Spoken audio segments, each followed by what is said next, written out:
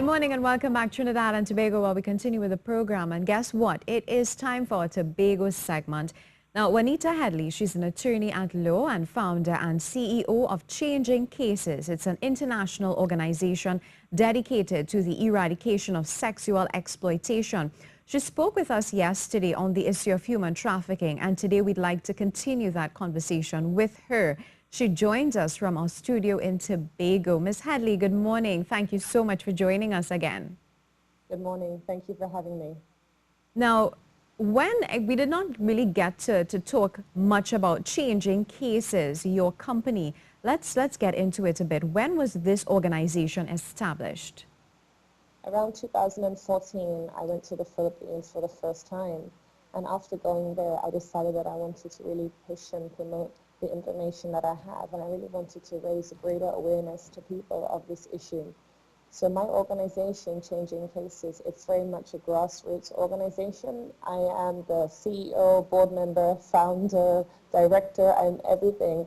It's a very small initiative, but I'm trying to do as much work as I possibly can, despite how small it is, because I feel that it's important to educate people, empower people, and of course I really want to ensure that individuals who are exploited, they have the opportunity to be able to leave the industry, and of course they need somebody who believes in them. So for me, I spend time in the red light district, and I feel that by getting to understand their stories, it will help to change the dynamics, meaning those people who have the ability and capacity to help but simply don't know how to, because I'm kind of going into the lion's den, getting the information, and then giving that information to people on the outside. Now, I know you touched on it yesterday a bit. What led you to form such an organization and invest all this time and energy into it? Unfortunately, as I mentioned yesterday, I was the victim of childhood sexual abuse from the age of 4 to 10 by my mother's first husband. As a result of what happened, it changed the course of my life. I am a New York practicing attorney, but really my heart is about helping people and kind of being that superhero to rescue people. It's honestly my faith in Jesus Christ that drives me forward and enables me to do what I do, because it really is very difficult and challenging having been the victim and now being the survivor of this abuse, because a lot of people don't understand how it can still affect us in our day-to-day life. Well, it's amazing that you were able to turn a monster into something so beautiful. And it's like so many other conversations we have with many of our guests from Tobago. And I could recall so many others who would have had challenges in terms of medical challenges and that sort of thing. And they were able to turn it into something so beautiful, helping others. So we'd like to commend you for doing so. Now, this organization, we understand, as you would have mentioned, it is dedicated to the eradication of sexual exploitation. How exactly is this achieved? Now, I know you mentioned one avenue is through education. What are some of the other means that you employ in order to do this?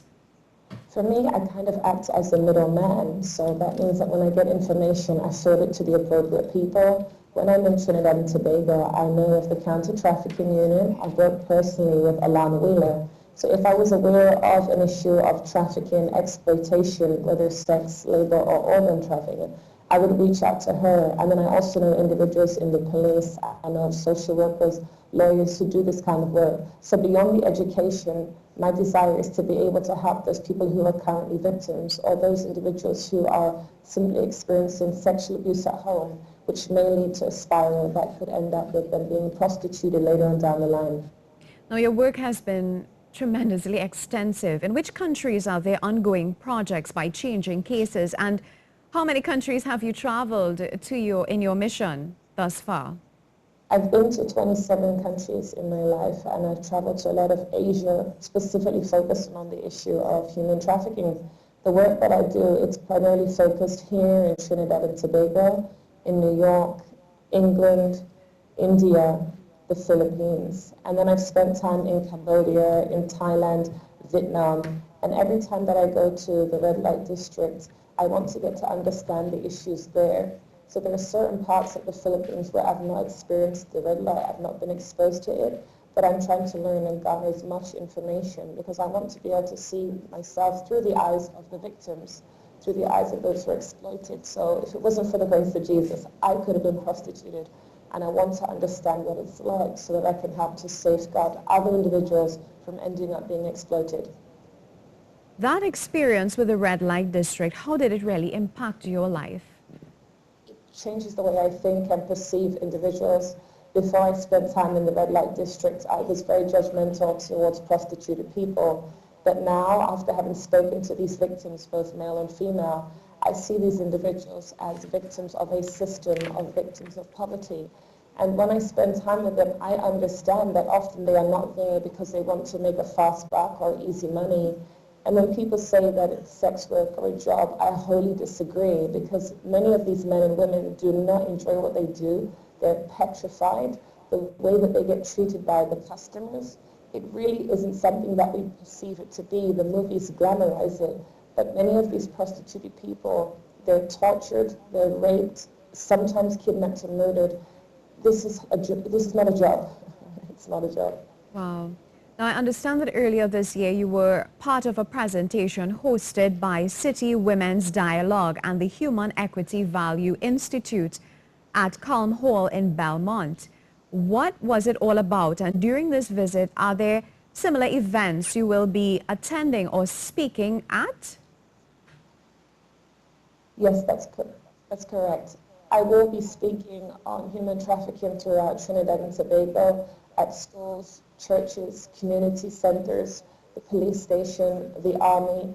I'm always looking for opportunities to educate and empower people, because irrespective of a person's place of employment, I believe that we come face to face with exploitation, abuse, trafficking, domestic violence on a day-to-day basis. We just simply don't know what we're looking at. And so often when I present, I screen 2 short movies, 6 minutes each, that talk about human trafficking so people can visualize what it really looks like. It often isn't a person that is kept in a cage, a closet, or underneath the floor. It's actually somebody who walks around among us, goes to church, community center, the doctor, but people don't know what they're looking at. As you mentioned movies, I also understand that in your previous visit to Trinidad and Tobago in January, you hosted screenings of the movie Sold. What was this movie all about?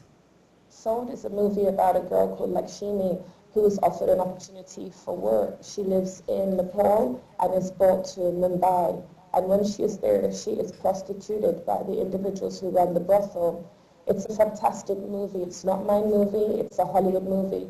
But I show that around the world because seeing a child being exploited is something that we don't often think about when we think of the word prostitution. Some of my audience members are so impacted by it that they have to walk out because they're uncomfortable or they start crying. My desire is not for people to get emotional, but for them to understand the issue and to care about it a little bit more before it comes knocking on the door. Yes, the reality of it.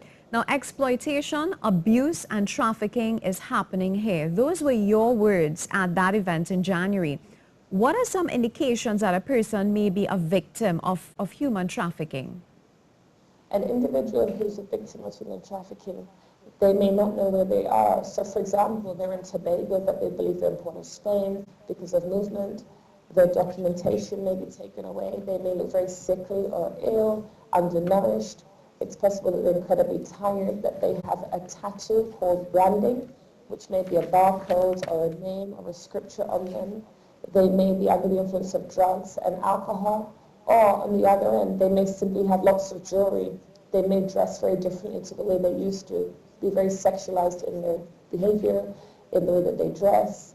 They may attend wild parties. So it's very broad. It is incredibly broad, and it depends on the culture.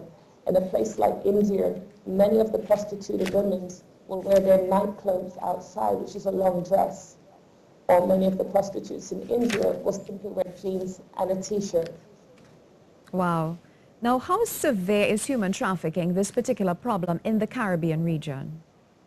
I believe that it's prevalent everywhere, and even though we maybe are not seeing it directly because we're not looking and focusing at it, I believe it's happening here. And of course, we're hearing of these stories of the girls aged 12 to 21 who are going missing, and often people say she's run off with a boyfriend. But where does that girl go? 10 years later, we never hear from her, we never see her again. And so it seems highly likely that these girls are indeed victims of trafficking, that it isn't kidnapping, it isn't that she's run away with a boyfriend, but that actually she's been sold into the sex industry. Now, at one time you would have mentioned for those who were once victims of sexual abuse and domestic violence, without serious intervention, they are more susceptible to trafficking and sexual exploitation. How is that? What it is once you've been a victim of abuse at a very young age specifically, it will dictate the decisions that you make. So a child who's abused at a very young age will develop spaces in the brain, and that person may function in day-to-day life, but there's just something a bit different about them. Often in girls, when they have been the victim of sexual abuse, they're very insecure, have low self-esteem. This is seen by traffickers and pimps. And even we have women who continue to date abusive boyfriends. And then we ask the question, well, why is it that every boyfriend abuses her? And it's almost as though this woman gives off some form of fragrance or an aroma. In the same way, when a girl is very insecure, she will project that. She'll project that. And so this trafficker or pimp will see that and he'll tell her she's beautiful. He will say words to her to make her feel good. And then the relationship would become sexual. And then from that, he'll say, have sex with my friends. So it's not always the case, but I have personally met a lot of victims who are female, who are insecure, who have low self-esteem. And that trafficker and pimp will wine her, dine her, and groom her, and form a relationship. And then from that, then he will get her to sell her body to multiple people. Now, that psychological aspect appears to be very deep. So it takes me to my other question, and I would also bring into the fore your personal experience and your journey to healing. What sort of hope is there in terms of healing for victims and survivors? Well, science does say that an individual who has been the victim of sexual abuse or physical abuse from a young age, who has developed the spaces in the brain, science says that the brain can indeed be completely restored. With therapy, counseling, prayer, and healing, the brain can be completely restored. But often what happens, a person who has been abused at a young age does not disclose, and then they're not able to get that help soon enough. But once they do get that help, which may take a number of years in therapy, that person is able to be restored. That means that the way that they used to believe and view that they were the victim, or that they were the reason why this happened, or the guilt that they feel, that insecurity they're experiencing, that can indeed change once they've got the help to be able to discuss what happened to them and to come to terms with that. Often here in the Caribbean, people don't believe that therapy is important, but honestly, it really is. Now, you mentioned on several occasions that your success story was the result of your relationship and your faith in Christ. Could you explain this a bit to us? For me personally, it's my faith in Jesus Christ that drives me and pushes me to do what I do. The alternative would be to be angry and bitter towards my mother's first husband, who was never prosecuted. He died a number of years ago, and at his funeral, I was very emotional, and I cried more than his own biological daughter. And I said I loved him. I didn't realize that, and I still perceive him as a pedophile, but my relationship with him was one of a best friend because I was groomed. For me, I feel it's a lot healthier for me to focus on the relationship that I had with him as a best friend rather than as a perpetrator, because the Bible advocates forgiveness. When you don't forgive somebody, the person who's imprisoned is you. So you really have to let it go. It doesn't mean that what they did was okay or that you agree with it, but the forgiveness is about you. When you have unforgiveness within yourself, it's as though you've eaten rat poison trying to kill the rat. So for me, I've let it go, I've moved on. Even though it still affects me today, I've moved on from it, and I don't view my stepfather in a negative light. The sad reality is I haven't forgiven my mother, so that's one thing I'm working on. And a lot of people don't realize that often we're not angry at the perpetrator because of the way that the relationship may have been, especially when grooming is involved. But with my mother, I'm working on that because I know that unforgiveness is not going to change what has happened. And so in the Bible it says that all things work together for good for those that love the Lord. And so for me, despite what was negative that happened to me, I decided to turn that experience around to help to safeguard and protect other people who may have been victims in the past or are currently victims. Because my desire is not to see any man or woman be exploited or be sold in the sex industry.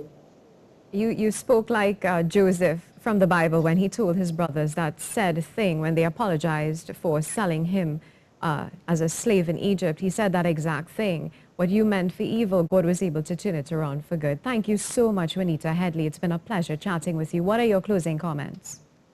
I really just want to get people to reach out to me if they have a secret, because I can keep a secret. I want people to be able to have dialogue and conversation with each other, to not just be embarrassed about the word sex, be embarrassed about abuse, but to talk about these things because it's happening right here. And then I'm here until September 20, Lord willing. So if anybody knows of a place where I can speak on human trafficking in Trinidad or Tobago, they can reach out to me on my website, which is changingcases.org. My email, juanita.headley@changingcases.com, and my Facebook, Changing Cases. I really want people to reach out, share their story with me, or give me the opportunity to educate people in their community, because this issue is affecting us, even if we simply don't realize it. Well, I hope one day that you would also probably put pen to paper and release your own book so that you can share your testimony to the world. Thank you so much. It's been a pleasure chatting with you. Thank you.